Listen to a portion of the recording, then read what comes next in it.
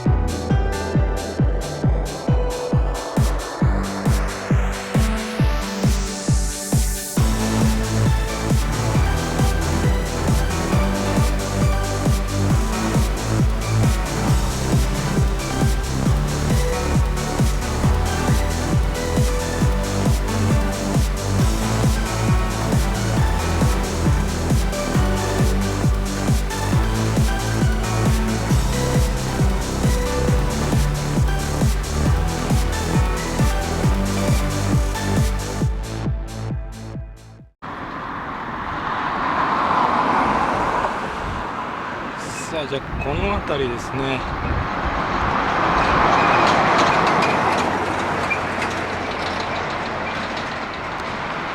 踏切ありの標識があります。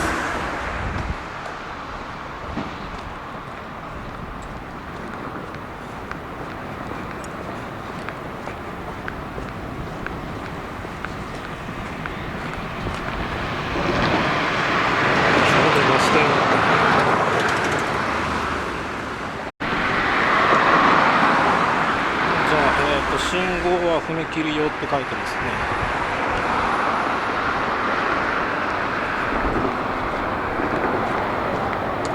ね。ではね、ありました。ここ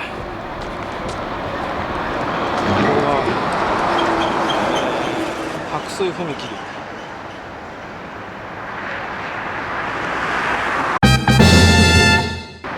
いやー、かっこいいな。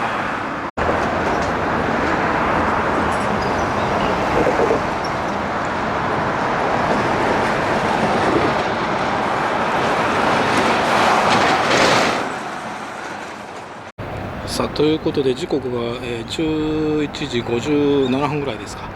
作業員の方が降りてこられて、来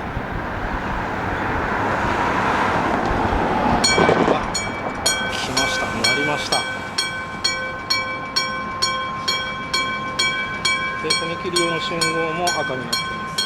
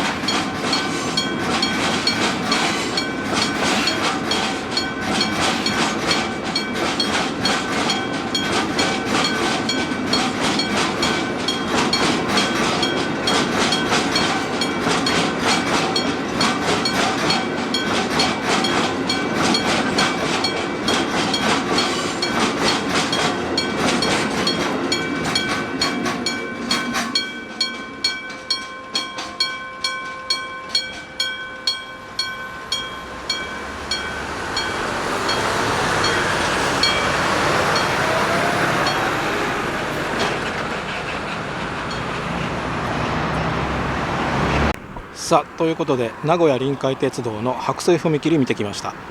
警報機は伝承式でした。いい音してましたね。名古屋臨海鉄道にはここの他にもあと何箇所か伝承式踏切があるとのことなので、また機会があったら見に行きたいです。それではご視聴ありがとうございました。よろしければチャンネル登録と高評価をお願いいたします。